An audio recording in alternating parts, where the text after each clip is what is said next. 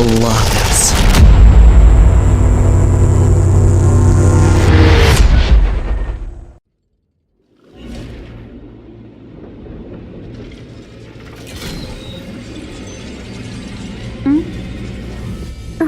O'rgatishga nimalar bo'lyapti? Menimcha, o'lim hukmiga tayyorgarlik boshlanyapti.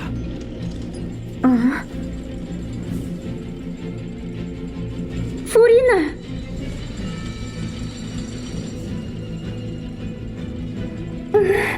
Yo'q, menga hamma javoblar kerak.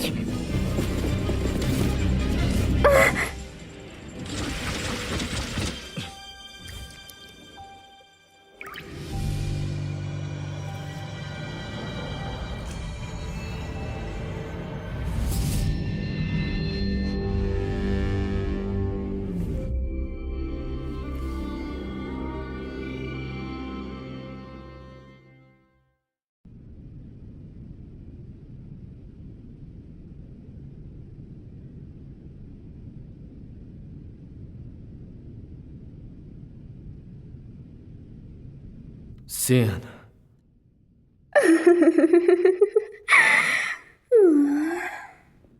Meni kechirasan. Seni yuzing juda ham kulgili bo'lgani uchun ham o'zimni kulgudan to'xtata olmadim. Sen Furina emassan. Kimsan o'zi? Hayratdan qotib qolish, ajablanish ifodalari. Albatta men hammani aldadim, lekin katta muvaffaqiyatlarga erishdim. Endi savolingga kelsak, men Fasolor bo'laman. Sen men haqimda bilasanmi? Fasolor. Nima uchun bizni aldading? Aslida maqsadim umuman bu emas edi. Lekin ilohiy tamoyillarni aldashim uchun boshqa yo'lni topolmadim. Nima? Ilohiy bo'lgan tamoyillarni aldash uchun? Barchasiga o'sha bashorat sabab. Dahshatli, to'g'rimi? Hamma yo'q qilinishi kerak, Fontaine esa suv ostida qolishga mahkum. Bu mening qadrli davomchim. Bilmaganlar uchun sobiq gidroarxon energiyasi bu oldimizda turgan falokatdan ko'ra yomonroq, to'g'rimi?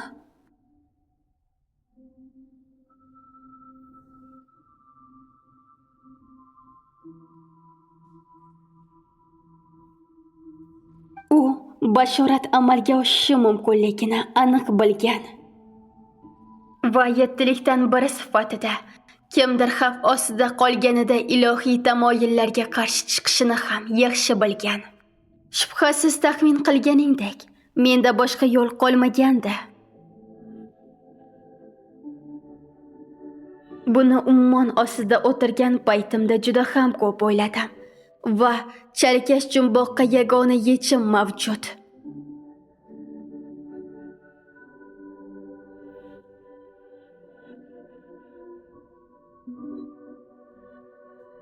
Ilohiy tamoyillarga hiyla qilishim kerak edi. Keyin esa go'yoki bashoratni amalga oshirgandek bo'lib, hammani qutqarardim. Bilaman, men dahoman.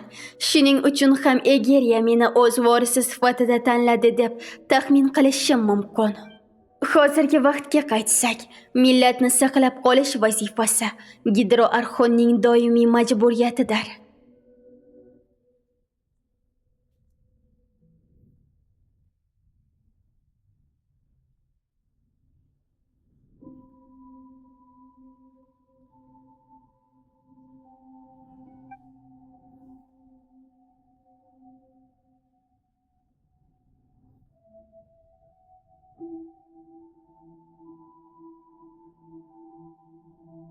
Demak, bundan chiqdi sen ham Egeriyani insonga aylantirgan o'sha akanitlardan biri bo'lgansan, to'g'rimi? Ha, shunday. Men har doim inson bo'lishni orzu qilganman va hattoki hozir ham.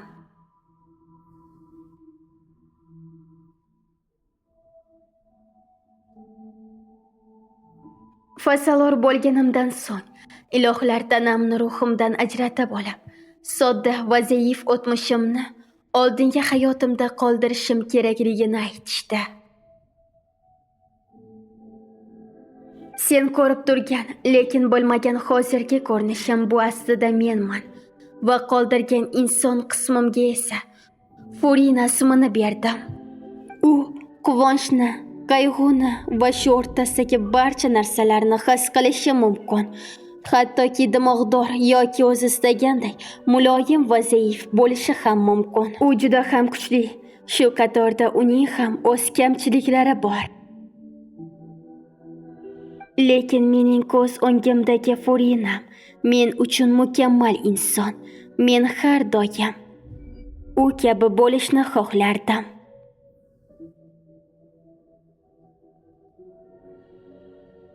Lekin baribirga ham uni la'natladim. Bularning barchasi rejaning bir qismidir.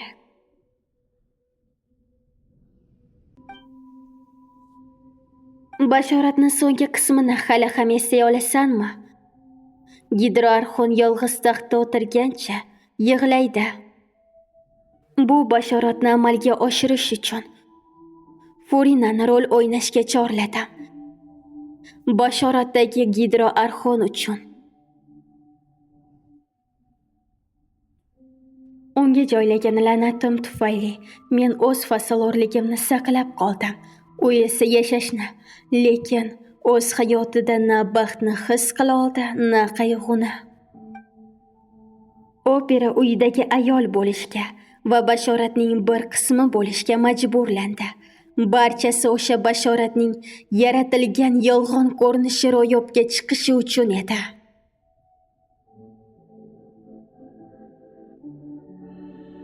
O'ylaymanki, endi sen nima uchun opera Epikles deb nomlanishini tushunding. Lekin menimcha Furina oddiy odam yoki bunday emasmi? U boshqa odamlardan uzoq umr ko'rsa ham, lekin uni fikrlash doirasi boshqa odamlarnikidan ko'ra kengroq bo'lib qolmaydi. U nimalarga dosh berayotganini hatto xayolimga ham sig'dira olmayman. Juda azoblanayotgan bo'lsa kerak. Shunday. U aynan mening insoniy qiyofamdir. Men undan hammasi uchun uzr so'rashim kerak deb o'ylayman. Oradan 500 yil o'tdi va bu vaqt oralig'ida o'zi ham tasavvur qila olmaydigan darajada juda ham qiyin bo'lgan rolini o'ynab keldi.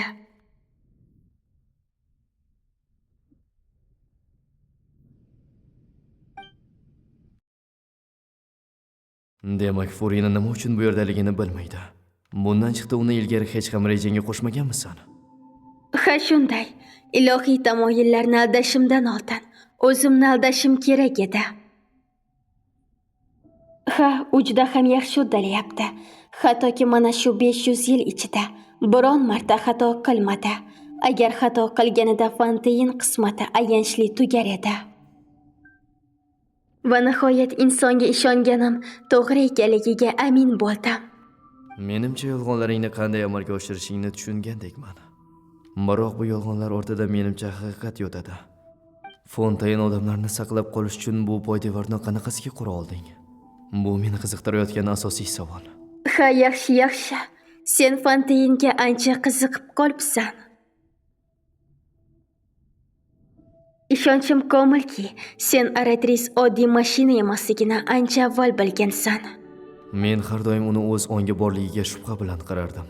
Bundan tashqari, Layni yadro qismidan inson ovozini eshitganini aytgandi. Bundan chiqdi o'sha inson ovozi senga tegishli bo'lganmi? Mashina bilan birga yashiringansan. Haqmanmi? Keyin esa Aretris bilan birlashdim va so'ngra Fonteyn ruhini o'z ichimga olishga majbur bo'ldim. Afsuski, sen bu qurilmani tushunishga hali beri aqling yetmaydi. Haqiqat shuki, bu adolat mashinasi emas, aniqrog'i adolat ma'budini o'ldirish uchun yaratilgan qurilmadir. Nima deding? Senga aniqroq qilib aytganda, Aretris nafaqat adolat ma'budini yo'q qila oladi, u o'tirgan taxtdan ham ag'darishi mumkin.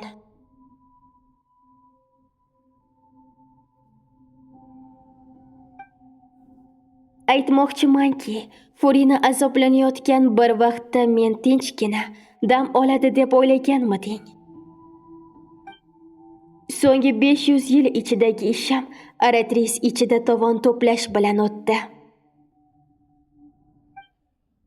Lekin qurilmadan ajralib chiqqan energiya faqat bir qismigina Fonteinni quvvatlab turganini ba'zilar sezdi. Hukm kuchga kirish uchun buni ko'p insonlar bilishi kerak edi.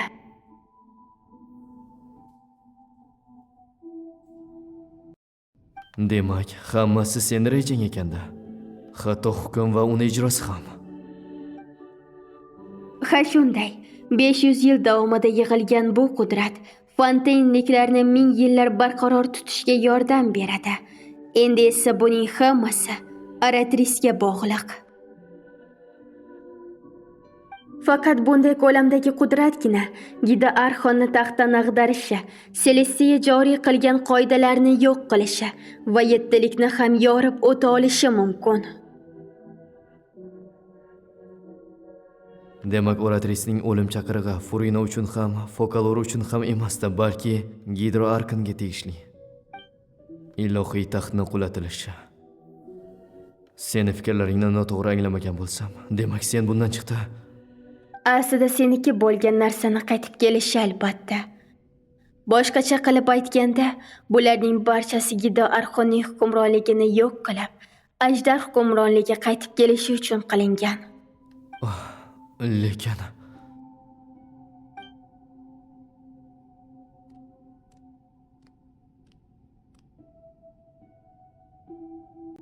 nima uchun sen hozir yana xafa bo'lib qolding? Axir tez orada qadimiy ajdar hukmronligi yana sening qo'lingga o'tadi. Bundan xursand bo'lmaysanmi?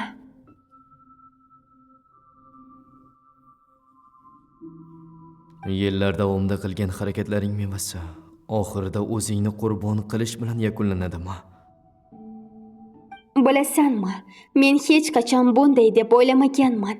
Hatto hozir ham rejam ish berganidan juda ham baxtiyorman.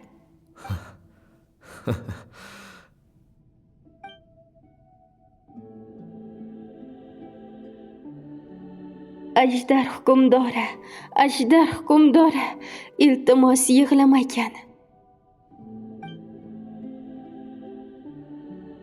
Aytishim joizki, butun vakolatlarim bilan ilohiy tamoyillarni ham o'zini bajonidil hukm qilgan bo'lardim. Axir ular ham bu ishda katta aybdor-ku. Egeriya qadimiy dengizining qudratini o'g'irladi. Ilohiy tamoyillar esa sening kuchingni. Axir men adolat ilohiman va adolat saqlashim kerak. Shuning uchun ham men sening qudratingni qaytarib berishim kerak-ku, to'g'rimi?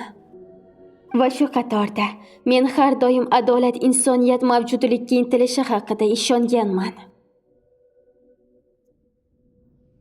Shuningdek, agar qadimiy dengiz o'g'risi Fonteinning aybi bo'lib chiqadigan bo'lsa, agar bularning barchasi o'z holicha qoladigan bo'lsa, Fonteinliklarning inson sifatida ko'rilishi va ularning dunyoda mavjud huquqlari teng ekanligi isboti bo'lar edi. Boshqacha qilib aytganda, mavjudlik Egeriyaning adolati va men uchun esa adolat bu mavjudlikning davom etishidir. Bashoratga qarshi chiqish va Fonteinliklarni barchasini yashash bilan ta'minlash, mana shu adolat bizga avloddan avlodga o'tib kelgan. Ayni vaqtda xoh yakka o'zim bo'lay yoki boshqa barcha Fonteinliklar bu ayblovni juda uzoq vaqt olib yurdik.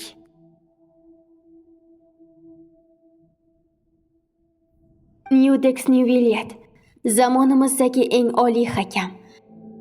Qachonki mustaqil hukmdor sifatida to'liq kuchingni qaytarib olgach, bizning ustimizda qanday hukm chiqarasan? Men Fontaine sudiga Yudex sifatida xizmat qilish uchun taklif olganimda, demak bu ham seni rejangning bir qismi bo'lgan. Oxirida esa bu lavozim ortida qanday maqsad borligini anglab yetdim.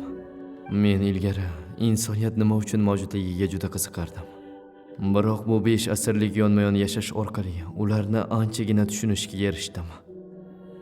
Ular nimani his qilishini hozir ancha yaxshiroq tushunyapman. Juda ham ayyorsan, Fokalor. Hammasi asl holatiga qaytyapti. Sen albatta ularni men aybdor deb e'lon qilmasligimni bilasan.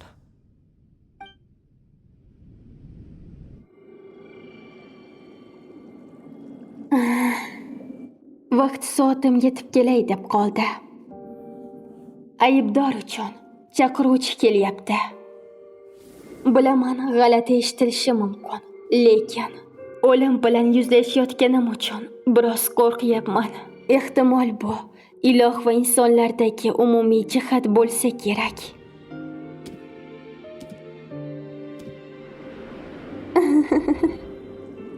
Xayr, Nivilyat. Shu 5 asr ichida qilgan ishlaringdan mamnunsan deb umid qilaman.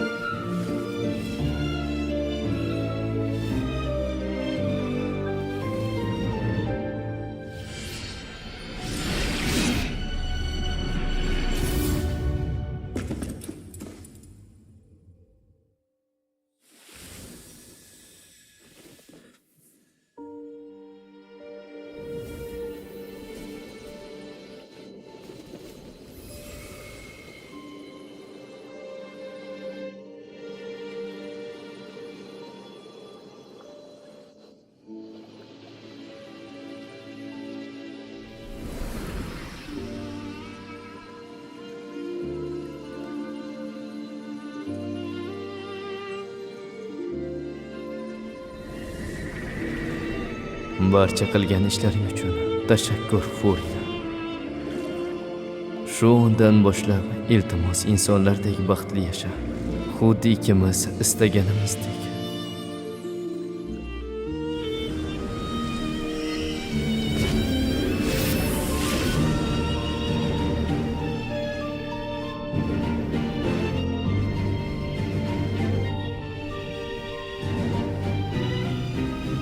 Men Yudex Nivilyat.